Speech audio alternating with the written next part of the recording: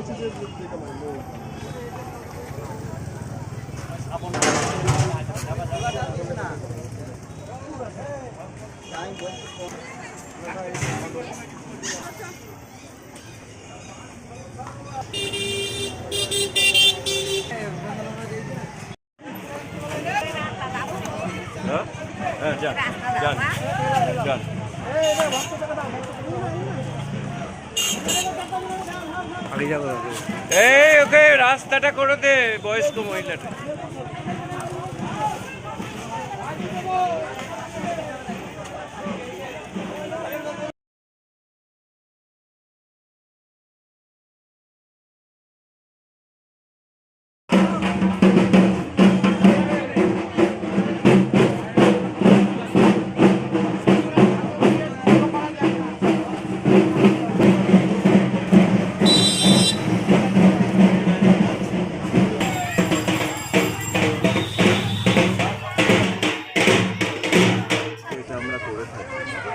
আমরা সব ধর্মের পাশেই থাকি, এটা আমাদের মাননীয় মুখ্যমন্ত্রী আমাদের নেত্রী স্বীকৃতি এবং আমাদের নেতা অপূর্ব সরকার নেতৃত্বে আমরা এটা প্রতি বছরই করে থাকি।